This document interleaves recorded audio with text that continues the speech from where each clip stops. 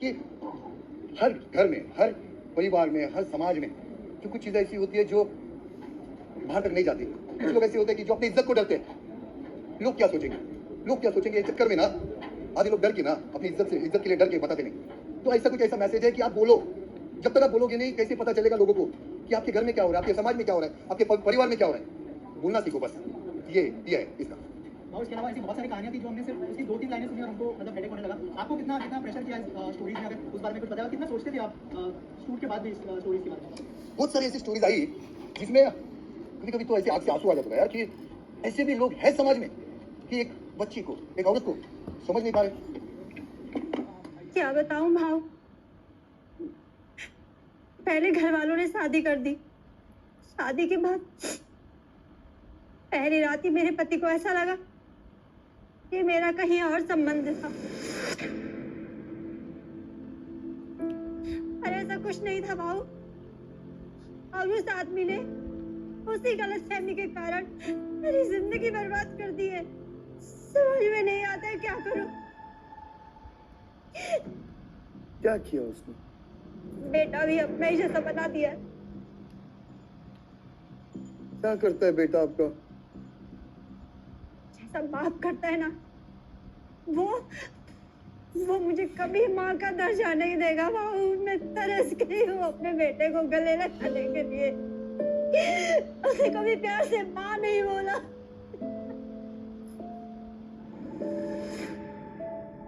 बाबू, वो बोला था कि अगर तूने यहाँ से जाने की कोशिश की तो वीडियो फोटो उसने बना के रखे। कह रहा था अपने दोस्तों को भी दिखाएगा, उनके साथ शेयर करेगा, उनको साझा करेगा। क्यों सपने दिखाया फिर? और भी कुछ है क्या बाहर लपड़े, आइटम कुछ? नहीं भाव, कोई भी नहीं है। कोई भी नहीं? नहीं भाव, कोई भी नहीं है। तेरे को क्या लगता है रे? सीन खेले इधर। हाँ, भेजो नहीं इसके लिए सरप्राइज।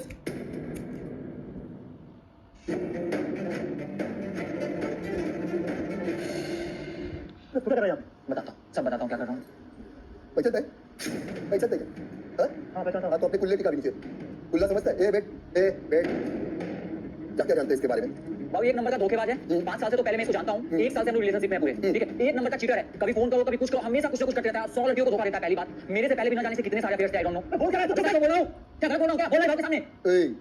चुप बैठ। कैसे चुप बैठूं? सुना मैंने क्या बोल रहा था तू? हाँ, फिर ये ना जाने कितने सारे लड़कों के साथ इसका रिलेशन। चीजें समझ में आने लगी है तब से अपने माँ बाप को बस लड़ते देखा। My mom is my BFF और मुझे और मेरी माँ को ऐसे आदमी से कोई रिश्ता रखना ही नहीं है। मुझे मेरी माँ और मेरे बाप का डिवोर्स कराना है। क्या बोला? तुझे तेरे बाप को और माँ का डिवोर्स चाहिए? हाँ? तेरे बोलने से और ना बोलने से कुछ नहीं होता बेटा। ये बता, तेरी माँ क्या चाहती है? और माँ का ना कुछ समझ आता ही नहीं है। वो कभी कुछ खुल के बोलती नहीं है। तुझे कब से पता है कि तेरा बाप का अफेयर और किसी के साथ है? और मुझे तो अभी 2 सालों से पता चला, लेकिन चलिए 5-6 सालों से रहा है। और ये कैसे पता चला? ये कब से चल रहा है? और समझ तो आ ही जाता है। और फिर मम्मी ने भी बताया, और फिर मेरा बाप भी। यहाँ घर में कुछ भी लड़ाई हो ना तो सीधे उस नीतू की गोद में बैठ जाएगा। अभी तुम जाओ, मैं आपके मम्मी से बात करूंगा। ठीक है, जाओ। बताइए, आपके और संजय जी के बीच में क्या प्रॉब्लम है? हमारे बीच में सिर्फ प्रॉब्लम्स है भाजी। एक्स्ट्रा मैरिटल अफेयर, संजय का फैमिली को टाइम ना देना और हर बार चिढ़ के बात करना, 4 लोगों के बीच में डिसरेस्पेक्ट करना। Love is lost in our relationship. There is nothing that can be done now. मेरी लाइफ खराब हो गई इस आदमी की वजह से, सच। तो फिर ये बताइए कि आपके पति संजय जी और नीतू जी के बीच में कब से अफेयर चल रहा है? पता नहीं, वैसे तो संजय और रवि बचपन के दोस्त थे। इनफैक्ट जहां भी हम जाते हैं हम चारों साथ ही जाते थे। अच्छा। और मेरी और नीतू की भी बहुत अच्छी दोस्ती थी। फिर एक एक्सीडेंट में नीतू के पति रवि की डेथ हो गई और तब से नीतू और संजय का मिलना पड़ गया। अच्छा। घूमना फिरना, और इतना इंटरफेरेंस हो गया कि रवि और नीतू का बेटा जो लक्ष्य है उसका नाम, उसकी पेरेंट टीचर मीटिंग में भी संजय जाने लगा। और ये सब मैं 6 साल से देख रही हूँ। तो क्या पता ये पहले से ही चल रहा हो। तो बस कल्पना जी, आपने जो भी कहा वो मैंने ध्यान से सुना।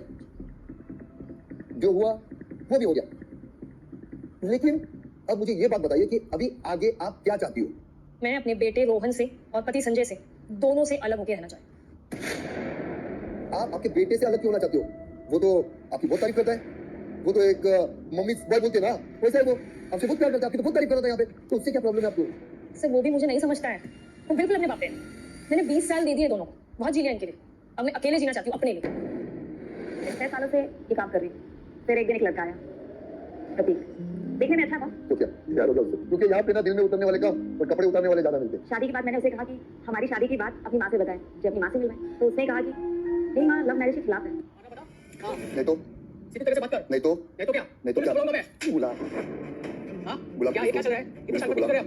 इधर बैठ बैठ देखो भाऊ, जो गलत है वो गलत है। क्या बोला तू हाँ। तेरे बीवी को क्या करता है तू तेरे बीवी को देखो भाऊ, आप जो बोल रहे हो ना सब गलत है। पति हूँ मैं, पति मतलब परमेश्वर होता है। ये आप कभी मत बोलना।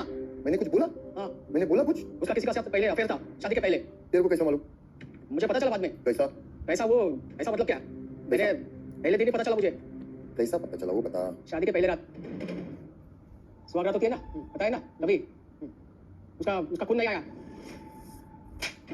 साला इससे बात करके ना सच में कितना गिर के बात करता है रे तुम लोग किसी औरत के लिए क्या किया तू कौन है ये कौन है कोई कोई नहीं है बराबर देख कौन है नहीं जानता हमारे लिए कोई नहीं, हमारी एक काम वाली बाई है बस ये। कौन है काम वाली क्या है वो कौन है हमारी एक काम वाली बाई। बराबर देखो कौन है पाल ना पाल ऐसा और देख कौन है वो तू बोलेगा काम वाली बोलेगा तू हाँ बोलेगा। बोलेगा हाँ। ये ना मेरा बेटा है ना, उसकी केयर टेकर है बस, दूसरा कोई नहीं है।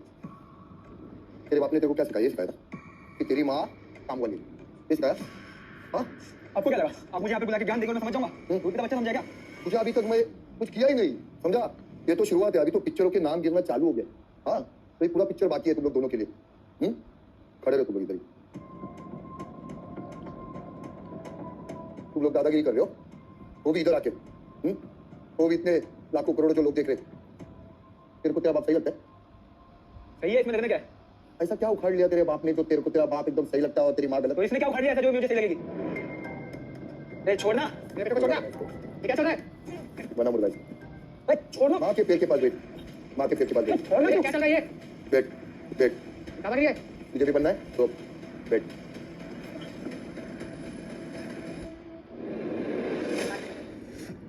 तो उसके बाद हम प्रतीक के घर गए। उसकी मम्मी शॉक हो गई कि हम लोग लव मैरिज करके आए। हाँ, मेरी छोटी सी एक्सपेक्टेशन है कि वो अपनी माँ के सामने मुझे एक्सेप्ट करे। ये आपकी बहू बन चुकी है तो उसे स्वीकार कीजिए अरे ये मेरा बेटा इससे शादी नहीं करेगा। इसका बाप भी करेगा समझा इसका बाप भी करेगा कैसा नहीं करता है मैं देखता हूँ उसको समझा क्या आज इसके साथ ना मैं खड़ा है इसका भाई हाँ और पूरा समाज भी इसके साथ खड़ा है जो आप लोगों के नाटक देख रहे हैं ना पूरा समाज खड़ा है देखता है इसके बीच में कौन आते हैं हाँ हम मेरा एक बेस्ट फ्रेंड हुआ करता था ऋषभ। हाँ। वो मैं स्कूल से अब तक साथ में पढ़ाई करते हैं। मैं 19 साल से टॉप कर रहा हूँ, चाहे वो क्लास का टेस्ट हो या फाइनल एग्जाम हो, मैंने हमेशा टॉप किया। पर उसने चीटिंग की, उसने रिजल्ट में फायदा मिला, उसके लिए एचओडी जो मैम है उनके साथ चक्कर चला, उनके साथ अफेयर चला। कितना बड़ा झूठा दिल तो पता तेरा मुंह गोबर में लपेट के खींच के मार। हमने झूठ बोला। इसने मुझसे कहा था कि ये माधवी को बताना चाहता है कि माधवी भी इसमें इंटरेस्टेड है और ये इसलिए बताना चाहता है ताकि माधवी से सारे रैंक में नंबर 1 पहुंचा और इसका सीटी भी है क्लियर हो जाए। ये बात सच है कि मेरे से बहुत प्यार करती है पर इतना तमाशा हो जाने के बाद मेरी जॉब भी चली गई। तो ऐसा है कि मुझे नहीं लगता कि मैं तुमसे वो सच्चा वाला प्यार करता हूँ। मुझे तुम पसंद हो ऐसा नहीं है, बट पसंद भी हो सकता। सच कहूं तो भावना मेरी जॉब गई नहीं है। मैं बस तुम्हारी असलियत चेक कर रही थी। औकात ये है तुम्हारी औकात, सिर्फ 1 लाख पे बिकने वाला रिसर्च। हम सबको एक बात बताना चाहूंगा बाकी चीजें सब कुछ बाद में पढ़ना पहला पब्लिक खुद को पढ़ना अपनी बेटी के साथ करियर ये मुझे बात बता कि बेटी के साथ चक्कर चलाने का लाइसेंस किसने दिया तेरे को हाँ सर प्यार करना इतना हो जाएगा पता नहीं था सर। मैं ना तुम्हारा प्रॉब्लम सॉल्व करूंगा तो प्रॉब्लम सॉल्व करेगा तो तेरे को मेयर को छोड़ना पड़ेगा बोल बोलेगा इट्स टू लेट सर। आओ मेरा जो 23 साल का बेटा है मैं उसको बहुत जान चढ़ता हूँ, बहुत प्यार करता हूँ, लेकिन आज 23 साल के बाद मुझे पता चला तो मेरा बेटा नहीं है। आओ वो बच्चा है ना तो मेरे दोस्त रियश का है। मुझे एक बात बताओ बबीता पति तुम्हारे लिए अच्छी से अच्छी साड़ियां लाता है पति तुम्हारे लिए अच्छी अच्छी लिपस्टिकें लाता है और किसी और इंसान को बिस्तर में सुला के वो लिपस्टिक का स्वाद उसको देती है तेरे को तब समझ नहीं आती क्या बताओ 1 साल के बाद उसको ये पता चले कि मेरी बीवी मेरे बचपन के खास दोस्त के साथ एक बिस्तर में सोई है वो बच्चा उसका है तो क्या माफ करेगा देखो अभी को मेरी बात रोक निकाला बरस इधर मारने से तेरा पेट भरता है ना, तू मुझे और मार ले, लेकिन भगवान के लिए हम दोनों को माफ कर दे यार, हमसे गलती हो गई। गलती करने वाले से ज्यादा जो माफ करता है ना वही बड़ा होता है तो इसके लिए ना देख वो खुद से मैं समझ रहा हूँ कि वो ना ये दोनों भी एक चीज से जो गलती हो गई तेरे से पहला मैं इनसे बातचीत कर चुका हूँ और उन्होंने यही चीजें बताई कि भाऊ हमसे ये गलती हुई और वो पहली गलती थी उसके बाद जिंदगी में हमने बस पछतावा किया वो गलती के लिए हम आज तक वो चीज के लिए ना शर्मिंदा है तो माफ कर दे यार फिर से अपना परिवार एक साथ आएगा खुश हो यार पैसा ऐसी चीज है ना तो अच्छे अच्छे का दिमाग बदल लेता है, क्योंकि जो चीजें गलत होती है ना वो फिर बिना पैसा देखने के बाद सही लगने लगती है। जी बताइए। गौतम से गौतमी यहाँ तक का जो मेरा ट्रैवल है ये बहुत ही भयंकर भयानक है। कहीं किसी जगह पे मैं बहुत खुश भी हूँ, लेकिन जो चाहिए था वो शायद से नहीं मिल रहा है, और इस वजह से मेरी जो गाड़ी है ये धक्के खा रही है अभी भी। मैं कॉलेज करती थी और मेरे कॉलेज में एक लड़का था सुदीप, और हमारी बहुत अच्छी दोस्ती थी, और एक मोड़ आया यहाँ हमें पता चला कि हम एक दूसरे को पसंद करते हैं, और ये पसंद हमारी प्यार में बदल गई।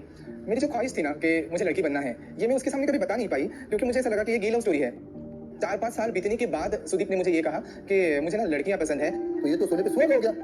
हाँ, मेरे लिए ये बहुत अच्छी बात थी कि मुझे जो करना था और वो करने के लिए मुझे कहीं पे अब सपोर्ट मिलने वाला है, मुझे ये लगा, और मैंने उसके लिए प्रिपरेशन जो है वो स्टार्ट कर ली है। अब ये सेक्शन सर्जरी करना, ये जैसे मेंटली इंसान प्रिपेयर होना चाहिए, फिजिकली प्रिपेयर होना चाहिए, फाइनेंशियली भी प्रिपेयर होना चाहिए, और इस चीज़ के लिए मुझे हर तरीके से फिट होना चाहिए था, और मैं उस चीज़ के पीछे लगी। मुझे पैसे जमा करने हैं, मुझे साइकेट्रिस्ट से मिलना है, मुझे डॉक्टर से मिलना है, मैं बहुत खुश थी, और ये सारी चीज़ें ना मैं करती जा रही थी, और मुझे आगे क्या होने वाला है या ये कैसे जमा करूंगी इतने सारे पैसे, इसके लिए मैंने कभी सोचा ही नहीं। तो सुदीप ने आपको इसके लिए कुछ सपोर्ट किया? नहीं, मुझे ना उसको एक सरप्राइज देना था कि वो जो चाहता है वो मैं करके आ गई हूँ। कैसा लगा उसको सरप्राइज? यहीं से तो दुख भरी कहानी शुरू होती है मेरी भाऊ। जिस इंसान के लिए मैंने पूरी दुनिया से लड़ लिया, अपने माँ बाप को छोड़ दिया, इतना सारा पैसा जो मैंने कैसे इकट्ठा किया है मुझे पता है, और ये सरप्राइज लेके जब मैं उसके सामने गई ना, उसने मुझे सडनली कह दिया कि वो मेरे चेंजेस थे ना वो टेम्परेरी थे, मुझे अब लड़के ही पसंद है और मुझे तुम पसंद नहीं हो। अरे मुझे एक बात बताइए गौतम जी, देखो एक भाई के नाते मैं आपको पूछता हूँ कि आप क्या चाहते हो आगे जिंदगी में, आगे क्या करना चाहते हो? भाऊ, जिसकी वजह से मैं ये बनी हूँ ना, और उस वजह से मुझे मेरे परिवार ने ठुकराया है, समाज ने ठुकराया है, मेरे कोई दोस्त नहीं है, कुछ भी नहीं है, और ये सुदीप ही मेरा आखिरी सहारा है। मुझे ऐसे लगता है अगर यही नहीं रहा तो मैं जी नहीं पाऊंगी। और आपको हाथ जोड़ के विनती है, आपने मुझे अभी बहन बोला तो आपने भाई हो गया जी। अब कुछ भी करो लेकिन सुदीप को समझाइए। भाऊ मैं उससे कुछ प्यार नहीं करता हूँ, मुझे उसका साथ रहना भी नहीं है, तो कुछ करिए अपनी मर्जी से कर रही है, मुझे ब्लैकमेल कर रही है। तो फिर वो लोग खुद ही डराते और अपनी आवाज हिंदुस्तान के बाहर तक पहुंचा रहे। किसकी? यहाँ पे वो हर इंसान आया जो तकलीफ में है, जिसकी आवाज ना समाज ने सुनी, ना जिसकी आवाज परिवार ने सुनी, ना जिसकी आवाज अपनों ने सुनी।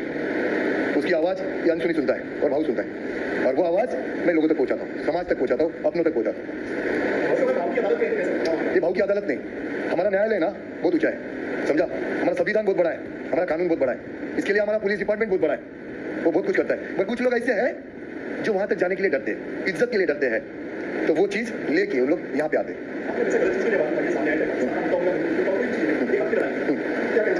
देखो वो आपने ये जो बोला ना कि आपने आवाज उठाई है, ये फर्ज आप लोगों का भी है ना, वो हर हिंदुस्तानी का है जिसके साथ, जिसको पता है कि ये देश में अगर कुछ गलत हो रहा है या कोई करने की कोशिश कर रहा है, तो ये आपका भी फर्ज बनता है कि आप उसको गलत बोलो, आवाज उठाओ। क्यों? ये सिर्फ हिंदुस्तान मेरा है क्या?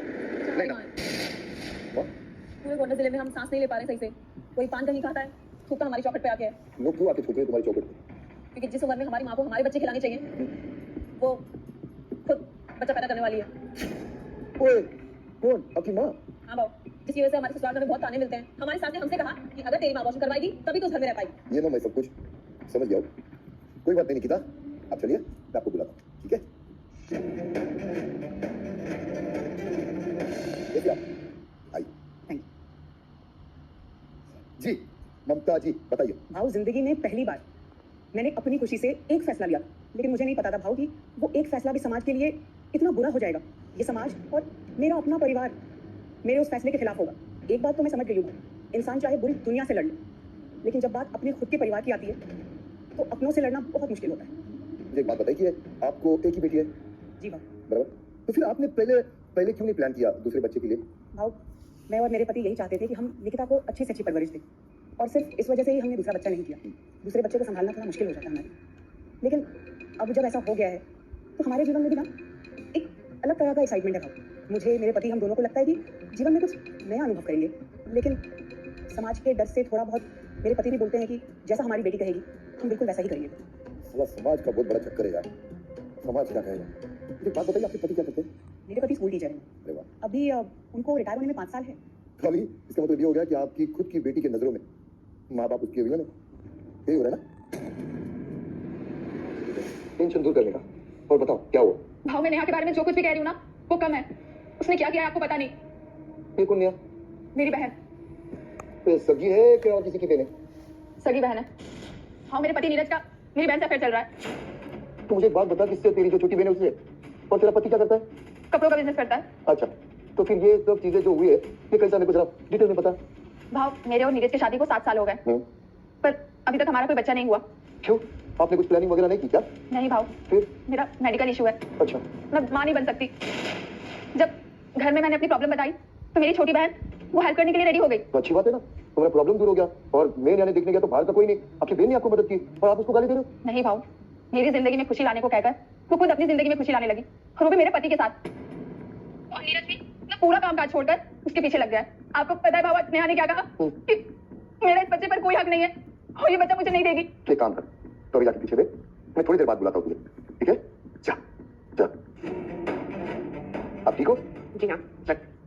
ठीक है, अब ना मुझे देर तो सही बात है ना, वो मुझे बताना। भाव, प्रिया को ना सिर्फ अपने जॉब से मतलब है। सिर्फ नीरज ने मेरा ख्याल रखा भाव, और जबकि ये सारी चीजें ना प्रिया को करनी चाहिए थी अगर उसे बच्चा चाहिए था तो। लेकिन उसने कभी अपने पति को, अपने घर को किसी को अहमियत नहीं दी, सिर्फ जॉब को दी। और इसी केयर के दौरान पता नहीं भाव, मैं और नीरज कब नजदीक आते गए। हमने कई बार खुद को संभालने की भी बहुत कोशिश की, खुद को रोका भी। लेकिन आप ही बताओ ना भाव, एक आदमी अगर किसी लड़की का एक वाइफ की तरह केयर करे तो कैसे प्यार नहीं होगा उसे। आपको जीजू इतना पसंद आया कि जीजू को छुड़ाने के चक्कर में ये सब क्या समझ में नहीं आ रहा मुझे। Do you even know what are you saying? Can you please shut up? तो जल्दी की। मुझे शादी करने की जल्दी सिर्फ इसलिए थी क्योंकि मैं जल्द से जल्द माँ बनना चाहती थी। हाउ, शादी के 1 साल बाद ही हमने बच्चे के लिए कोशिश करनी शुरू कर दी थी। और ऐसा नहीं कि मैं प्रेग्नेंट नहीं हुई, मैं प्रेग्नेंट हुई, 6 बार प्रेग्नेंट हुई, और हर बार मिसकैरेज होता ही चला गया। मैं माँ बन ही नहीं पाई, हर कोशिश नाकाम होती चली गई। मेडिकल प्रॉब्लम थी। हाउ, बच्चा तो कभी था ही नहीं मेरे पास। ऐसा नहीं कि उसी का दुख नहीं था, पर कम से कम एक पति तो था। और आज वो भी मुझसे दूर हो रहा है। क्यों? उसे बियास हर चीज में मेरी ही गलती नजर आती है। तो मेरी सासू माँ ने हमें बताया कि कोई एक डॉक्टर है और उनकी एक ही दवाई से सब ठीक हो जाता है। उसने हमें एक दवाई दी थी। उसने कहा कि आशीष से कहा कि इसको दिन में 2-3 बार पी लेना, और हमसे कहा कि हम रात को कोशिश करें बच्चे के लिए। उसके बाद मैं प्रेग्नेंट हुई। अच्छा, उसकी दवाई काम कर गई? आशीष के हिसाब से मैं नेचुरली प्रेग्नेंट ही नहीं हुई थी, मैं एक्चुअली उस नायक की दवाई से प्रेग्नेंट हुई थी। और मैं जो इतने सालों से बच्चों के लिए तड़प रही थी, मैंने अपनी लापरवाही से उस बच्चे को नहीं संभाल पाया और उस बच्चे को खो दिया मैंने। ये मेरा ही पति मुझसे कह रहा है। ठीक है, सुनो, तुम पीछे जाके बैठो, मैं आशीष से बात करता हूँ। बेटा तुम पीछे। जो कर रहे हैं ना उसको अंधविश्वास कहते हैं। अंधविश्वास समझता है? अंधविश्वास कैसे भाव? सामने प्रमाण है, प्रत्यक्षम किम प्रमाणम। जब प्रत्यक्ष सामने तो प्रमाण की जरूरत क्या है भाव? हमारा बच्चा हुआ, इसकी वजह से वो मिसकैरेज हुआ भाव। यार ये बाज है, ये बात मानने को तैयार नहीं थी, लेकिन नायक के पास में जब गया उसने दवा दिया, ये चीजें हुई। वो बच्चा नहीं पैदा कर सकती भाव। देख, चल मैं तेरे को एक ना सवाल पूछता हूँ कि अगर वो नायक और तेरी बीवी सोनल, ये दोनों में से किसी एक को अगर तुझे चुनना पड़े तो किसको चुनेगा तू? फिलहाल तो नायक भाव।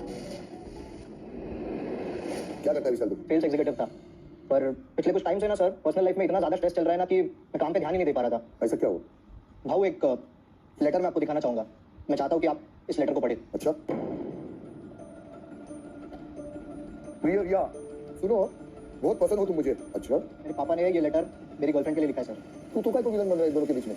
सर मैं नहीं विलन बन रहा हूँ सर, मेरे लाइफ में वो विलन बन रहे हैं। तो तू बोला क्यों नहीं तेरे बाप को कि वो मेरा आइटम है, मेरे आइटम के ऊपर क्यों लाइन मार रहा है करके? क्या बोलता सर, बाप है वो मेरा। तो तू अपने बाप को भूल जा। ये रिया क्या बोल रही है वो बता मेरे को। सर जब से ये लव लेटर मिला है वो बस कंफ्यूज है कि वो मुझसे ज्यादा प्यार करती है या मेरे पापा से। वही ना, तेरा आइटम से बात करेगा। तू जा, मैं उसको बुला रहा। जा जा। साला ये बाप ही चमड़ी चोर बेटे का दुश्मन निकला, बहू को बीबी बनाना चाहता है साला। रिया, मूड भी ठीक है ना? हाँ? कुछ चीजें होती है जो आपस में डिस्कस करने की होती है, ऐसे सबके सामने आके टीवी पे बोल देने की नहीं होती है। उसने मुझसे बिना पूछे सारी चीजें, सारी बातें सबके सामने टीवी पे आके बोल दी। ये मैंने कभी सोचा भी नहीं था। तुझे एक लेटर दिया है मेरे बाप ने। तेरे को मालूम उसके पहला मेरे बाप ने कितनी लड़कियों को ऐसे लेटर लिख के दिया था, और तूने वो पढ़ लिया होगा। उसमें वो तेरा एकदम तारीफ किया, वो तूने पढ़ा और उसके झांसे में आ गई तू ना। उनके साथ मुझे अच्छा फील होता है, वो मुझे कंफर्ट फील कराते हैं, उनके साथ मैं अपनी बातों को शेयर कर पाती हूँ, और वो मेरी जरूरतों को पूरा करते हैं, शायद जो तुम कभी नहीं कर पाओगे। Your father keeps me satisfied bad. केवल हर लड़की चाहती है आपके फादर के साथ सोना। तुम तो इतने बड़े सेल्फ सेंटर हो कि तुम बैड में भी खुद के बारे में सोचते हो। मुझे मिलती है खुशी, तो तुमसे जो चीज नहीं हो रही है तो वो मैं अपनी खुशी कहीं ना कहीं तो ढूंढूंगी ना। 5 साल का रिलेशनशिप, लक्ष्मी का ना डेली का 2000 रुपए का मेंटेनेंस है। ये देखो बा, ये उसके रेस्टोरेंट का बिल। ये उसके स्पा का। ये तो मेरी एक एक चीज का हिसाब लेके आया है। बस भाव, इतने सालों तक उसके ऊपर जितना खर्चा किया है ना, मुझे उस सबका हिसाब चाहिए। और भाऊ, मैंने भी बहुत सारे प्राइवेट मोमेंट शेयर किए हैं, बहुत सारा पर्सनल स्पेस शेयर किया उसके साथ। मैं उसका भी बिल लेके आऊंगा यहाँ पर। मुझे ना बस दिल से एक ही बात कहनी, बाहर में जा तू, मर जा कहीं जाके। सामने मार दूंगी इसको। आगे से मैं तो मार खा लूंगा ना। एक मिनट के बाद तेरे को तो मैं तो पेरेंट्स को जिस दिन हमारी शादी हो रही थी, उस दिन इसकी मम्मी और मेरे पापा एक दूसरे के साथ भाग गए। ये बच्चे लोग ना साला 4G में अटक गए और इनके माँ बाप ने ना 5G का नेटवर्क लेके भाग गए। हार में जैसे माँ बाप साले किसी और की बीवी के साथ भाग गया, साले तेरे को शर्म नहीं आती है क्या? ऐसे माँ बाप होने से अच्छा तो माँ बाप हो ही ना। अरे तेरी लायकी नहीं है ना, इसलिए तो ये मेरे साथ भाग के आई। रिश्तों की ना इज्जत करना सीखो, जिससे ना शीशे में ना खुद से आके मिला सको। हर घर में, हर परिवार में, हर समाज में जो कुछ चीजें ऐसी होती है जो बाहर तक नहीं जाती। कुछ लोग ऐसे होते हैं कि जो अपनी इज्जत को डरते हैं। लोग क्या सोचेंगे, लोग क्या सोचेंगे, इस चक्कर में ना आधे लोग डर के ना अपनी इज्जत के लिए डर के बताते नहीं। तो ऐसा कुछ ऐसा मैसेज है कि आप बोलो। जब तक आप बोलोगे नहीं, कैसे पता चलेगा लोगों को कि आपके घर में क्या हो रहा है, आपके समाज में क्या हो रहा है, आपके परिवार में क्या हो रहा है। बोलना सीखो बस, ये है इसका। और इसके अलावा ऐसी बहुत सारी कहानियां थी जो हमने सिर्फ उसकी 2-3 लाइनें सुनी और हमको मतलब हेडेक होने लगा। आपको कितना कितना प्रेशर किया स्टोरीज में, अगर उस बारे में कुछ बताया, कितना सोचते थे आप शूट के बाद भी स्टोरीज के बारे में? बहुत सारी ऐसी स्टोरीज आई जिसमें कभी कभी तो ऐसे आंख से आंसू आ जाता है यार कि ऐसे भी लोग हैं समाज में कि एक बच्ची को, एक औरत को समझ नहीं पा रहे,